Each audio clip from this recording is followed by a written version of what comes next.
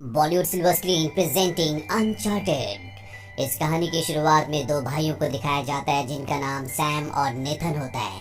ये दोनों के दोनों एक म्यूजियम जाते हैं जहाँ पर ये एक बहुत पुराने मैप को चोरी करने की कोशिश करते हैं।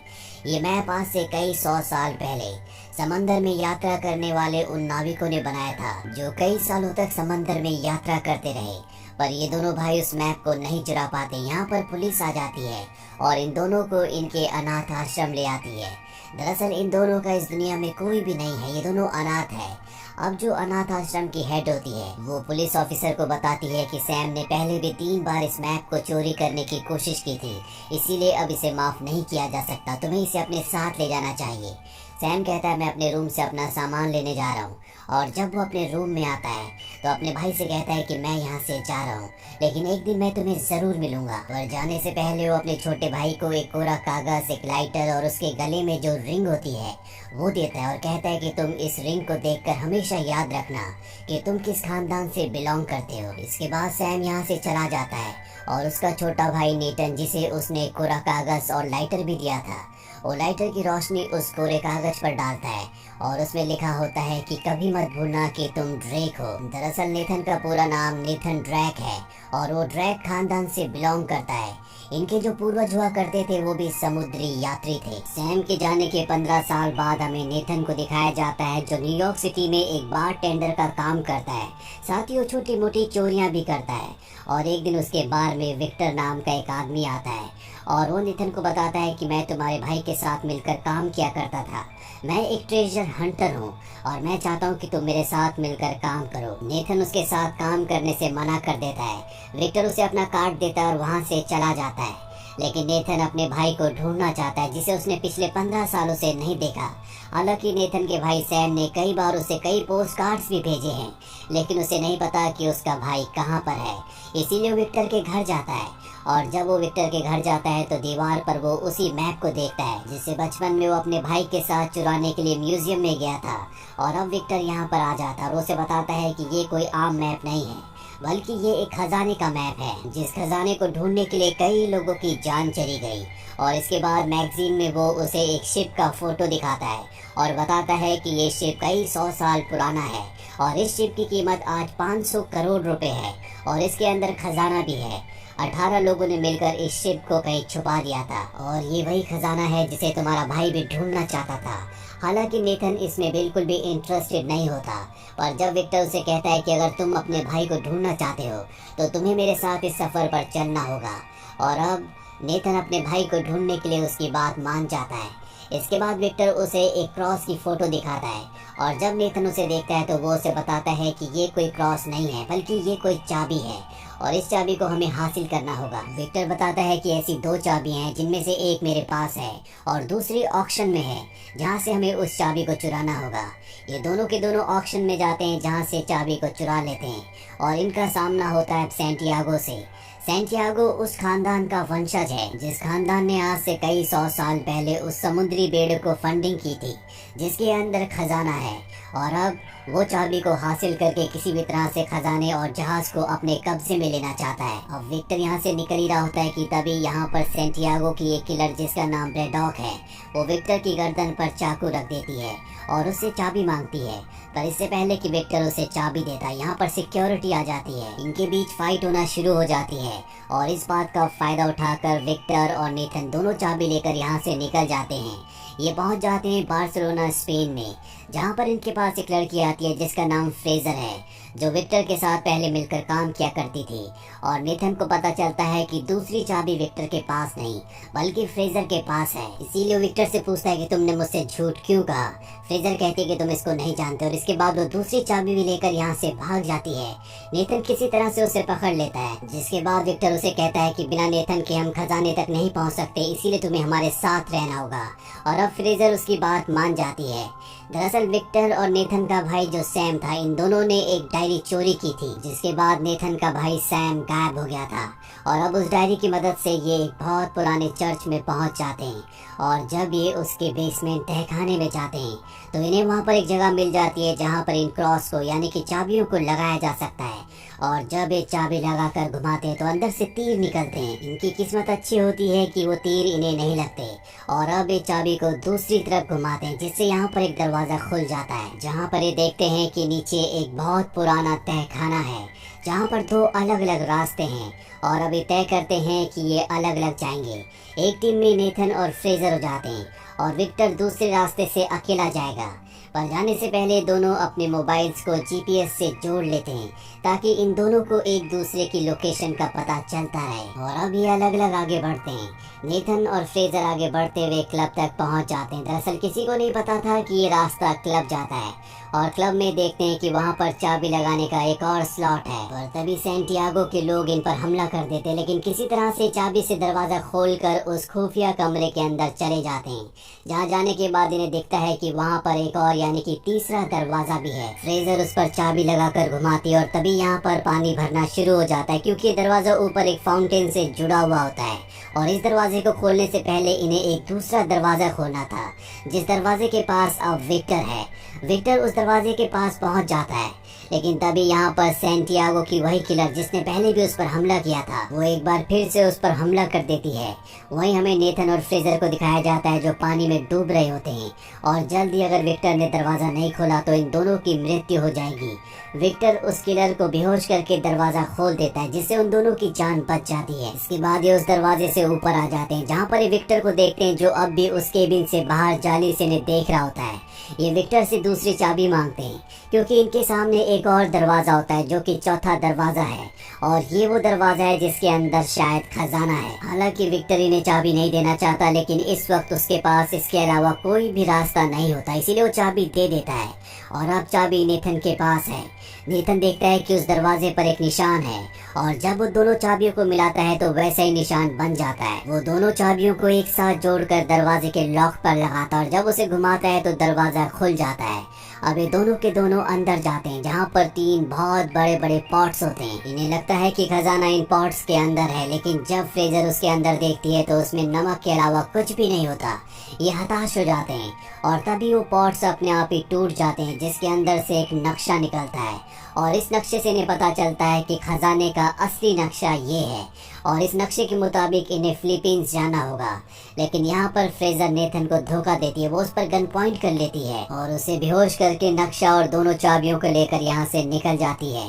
अब विक्टर भी अंदर आ जाता है। वो देखता है कि नेथन बेहोश है, और वो समझ जाता है कि इन दोनों को फ्रेजर ने धोखा दिया है। नेथन होश में आने के बाद सबसे पहले विक्टर से पूछता है कि मेरा भाई कहाँ पर है, क्योंकि फ्रेजर ने जाने से पहले उसे कहा था कि विक्टर तुम्हारे भाई के बारे में कुछ सच तुमसे छुपा रहा है। और अब विक्टर उसे बताता है कि जब मैं और तुम्हारा भाई डायरी चुराने के लिए गए थे, जिस डायरी की मदद से हम यहाँ तक पहुँचे हैं, तो सैंटियागो की वो किलर जिसने 2 बार पहले भी मुझ पर हमला किया, जिसका नाम ब्रेडॉग है, उसने हम पर हमला किया था। और उस हमले में तुम्हारे भाई की मृत्यु हो गई, पर मैं किसी तरह से वहाँ से बचकर निकल गया। अपने भाई की मौत की खबर सुनकर नेथन की आंखों में आंसू आ जाते हैं, बहुत ज्यादा इमोशनल हो जाता है। विक्टर उसे कहता है कि तुम्हारा भाई हमेशा चाहता था कि तुम उस खजाने को ढूंढो, तुम्हें अपने भाई की आखिरी इच्छा को जरूर पूरा करना चाहिए। नेथन उससे कहता है कि मैं अपने भाई के लिए उस खजाने को जरूर ढूंढूंगा, और इसके बाद तुम्हारा और मेरा रास्ता हमेशा के लिए अलग हो जाएगा। ये कहकर वहाँ से चला जाता है। वहीं फ्रेजर को दिखाया जाता है जो सैंटियागो के पास जाती है, जिसकी किलर भी वहाँ पर होती है, जिसका नाम ब्रेडॉग है, जिसने नेथन के भाई सैम को मारा है। और यहाँ हमें पता चलता है कि फ्रेजर सैंटियागो के लिए काम करती थी। वो उसे नक्शा दिखाती है, और अब ये तय करते हैं कि ये तीनों के तीनों अपनी पूरी टीम के साथ उस खजाने को ढूंढने के लिए जाएंगे। और इसके बाद एक कार्गो प्लेन में अपनी जरूरत की सभी चीजों को रखकर ये फिलीपींस के लिए निकल पड़ते हैं। रास्ते में सैंटियागो ब्रेडॉग को और फ्रेजर को बताता है कि जिस खजाने की तलाश में हम जा रहे हैं, दरअसल ये मेरे पूर्वजों का है, इस पर मेरा पूरा अधिकार है। और तभी ब्रेड डॉग उसे जान से मार देती है ताकि पूरी पावर उसके पास आ जाए और खजाना भी उसका हो जाए। फ्रेजर यहाँ से निकलकर छुप जाती है क्योंकि उसे पता है कि ब्रेड डॉग अब उसे भी मार देगी। वहीं हमें कार्गो के लगेज डिपार्टमेंट को दिखाया जाता है जहाँ पर गाड़ी के अंदर छुपकर नेथन और विक्टर भी इस कार्गो प्लेन के अंदर आ गए होते हैं। और अब जब ब्रेड डॉग अपने आदमियों के साथ फ्रेजर को मारने के लिए ढूंढ रही होती है तो इसी मौके का फायदा उठाकर नेथन और विक्टर उस मैप को एक बार फिर से हासिल कर लेते हैं, जिसके बाद ये यहाँ से पैराशूट से कूदने की तैयारी करते हैं। विक्टर तो पैराशूट के साथ कूद जाता है लेकिन नेथन यहाँ से नहीं कूदता क्योंकि ब्रेड डॉग ने उसके भाई सैम को मारा था और वो उससे अपने भाई की मौत का बदला लेना चाहता है। यहाँ पर ब्रेड डॉग का जितना भी सामान होता है उस सारे के सारे लगेज को वो एक पैराशूट से अटैच कर देता है और इसके बाद सारा सामान नीचे गिरा देता है। वो ब्रेड डॉग को यहाँ पर मारना चाहता है लेकिन यहाँ एक गाड़ी के अंदर फ्रेजर भी छुपी होती है जो नीचे की तरफ आना शुरू हो जाती है और वो सीधा नेथन से टकराती है। नेथन भी फ्रेजर और गाड़ी के साथ प्लेन से नीचे गिर जाता है। फ्रेजर नेथन से कहती है कि जल्दी पैराशूट खोलो, लेकिन नेथन के पास कोई भी पैराशूट नहीं होता, इसीलिए दोनों के दोनों हवा में ही लगेज की तरफ जंप मारते हैं और जल्दी लगेज तक पहुंच जाते हैं जिसमें एक पैराशूट होता है। नेथन उस पैराशूट को खोल देता है और ये दोनों के दोनों सुरक्षित पानी में लैंड कर जाते हैं। दरअसल अब ये फिलीपीन पहुंच चुके हैं, उसी जगह जहां पर खजाना है।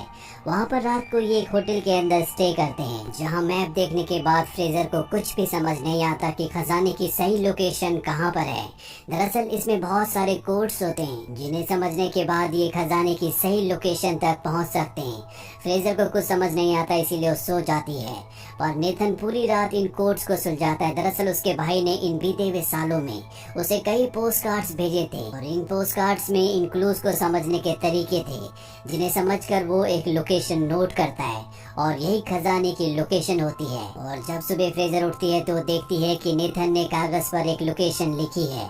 वो समझ जाती है कि यही खजाने की सही लोकेशन है और वो एक बार फिर से उसे धोखा देकर उस लोकेशन को लेकर अकेले यहाँ से निकल जाती है। नेथन जब उठता है तो देखता है कि फ्रेजर उसे धोखा देकर भाग चुकी है, पर यह बात उसे पहले से पता थी, इसीलिए जानबूझकर उसने कागज पर गलत लोकेशन लिखी थी और सही लोकेशन उसने छुपा दी थी। और अब वो उस लोकेशन पर पहुंचने के लिए निकल पड़ता है जो कि एक आइलैंड पर होती है। यहाँ ब्रेड डॉग को दिखाया जाता है जो उसे दूरबीन से देख रही होती है और जल्दी नेथन उस आइलैंड पर पहुंच जाता है जहाँ पर उसे दो बड़े बड़े शिप्स मिलते हैं। ये वही शिप्स हैं जिनके अंदर खजाना है जो आज से कई 100 साल पहले गायब हो गए थे। और जब वो शिप के अंदर जाता है तो वहाँ पर सच में खजाना होता है। और अब यहाँ पर विक्टर भी आ जाता है। उसे देखकर नेथन हैरान हो जाता है। वो पूछता है कि तुम यहाँ पर कैसे आए। विक्टर बताता है शायद तुम भूल गए, तुमने अपने मोबाइल के जीपीएस से मेरे मोबाइल को कनेक्ट किया था, इसीलिए हमेशा मुझे पता था कि तुम कहाँ पर हो। अब ब्रेड डॉग भी अपने लोगों के साथ यहाँ पर पहुँच जाती है।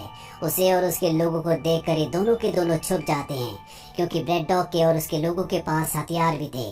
ब्रेड डॉग को पता है कि ये जो शिप्स हैं इनकी कीमत करोड़ों में है, इसीलिए उसके पास जो हेली कैरियर होते हैं वो उनसे इन शिप्स को हवा में उठा लेती है। और अब नेथन और विक्टर दोनों के दोनों बाहर आ जाते हैं और शिप में जितने भी ब्रेड डॉग के सिपाही होते हैं उन सबको ऊपर से नीचे गिराकर हेली कैरियर पर अपना कब्जा करके इसे हाईजैक कर लेते हैं। जब ब्रेड डॉग ये देखती है तो दूसरे शिप से इन पर हमला करती है। वो अपने हेली कैरियर को इनके पास लाती है और उसके जितने भी लोग होते हैं इनके शिप में आ जाते हैं। वो नेथन पर हमला कर देते हैं। नेथन भी उनसे मुकाबला करता है। विक्टर हेली कैरियर को चला रहा होता है और अब नेथन देखता है कि सामने से ब्रेड डॉग का शिप यानी कि उसका हेली कैरियर उसी की तरफ आ रहा है। यहाँ पुराने शिप में एक पुरानी तोप भी होती है और वो उस तोप से उसके शिप पर उसके हेली कैरियर पर हमला करता है, जिससे उसका हेली कैरियर और हेली कैरियर के साथ एक शिप चट्टान से टकराता है। पर इससे पहले कि ब्रेड डॉग उसी के साथ खत्म हो जाती, वो नेथन के शिप में जम कर जाती है और नेथन से कहती है कि जो मुझे नहीं मिला मैं तुम्हें भी हासिल नहीं करने दूंगी। और शिप का जो एंकर होता है वो उसे समंदर में फेंक देती है, जिससे शिप और शिप के साथ जो हेली कैरियर होता है जिसे विक्टर चला रहा होता है दोनों के दोनों वहीं पर रुक जाते हैं। और इसके बाद नेथन और ब्रेड डॉग की फाइट होना शुरू हो जाती है, लेकिन ब्रेड डॉग एक खूंखार शिकारी है। नेथन अपनी जान बचाने के लिए जंजीर से ऊपर हेली कैरियर की तरफ चढ़ना शुरू कर देता है। ब्रेड डॉग भी उसके पीछे आने लगती है। वहाँ ऊपर विक्टर के पास सोने से भरा एक बैग होता है और वो जानता है कि अगर उसे रेड डॉग से अपना पीछा छुड़ाना है तो उसे किसी भी तरह से नीचे गिराना होगा। इसीलिए सोने से भरा बैग वो उसके ऊपर फेंक कर मारता है, जिससे सोने के बैग के साथ साथ रेड डॉग भी नीचे समंदर में गिर जाती है। और ठीक इसके बाद हेलिकॉप्टर से जो शिप बंधा होता है वो भी नीचे गिर जाता है। वो रेड डॉग के ऊपर गिरता है, जिससे उसकी मौत हो जाती है। पर इससे पहले कि दोबारा से शिप को अपने कब्जे में लेते हैं, ये देखते हैं कि फिलीपींस की नेवी यहाँ पर आ रही है और ये समझ जाते हैं कि इन्हें यहाँ से निकलना होगा।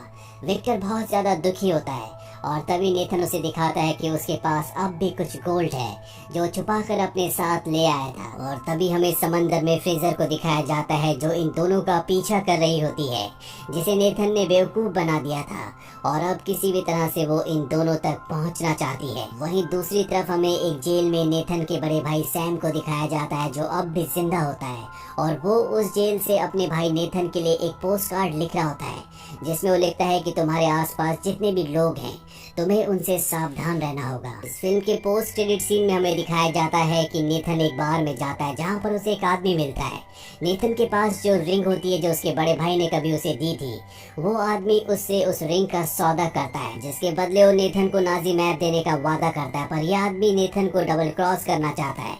इससे पहले कि वो नेथन को डबल क्रॉस करता है, यहाँ पर विक्टर आ जाता है जो नेथन को बचा लेता है। दोनों के दोनों बाहर से निकलते हैं और तभी इन्हें पकड़ लिया जाता है। इन्हें किसने पकड़ा, क्यों पकड़ा, इसके बारे में इन्हें कुछ भी नहीं पता। इसी के साथ ये फिल्म, ये कहानी यहीं पर खत्म हो जाती है।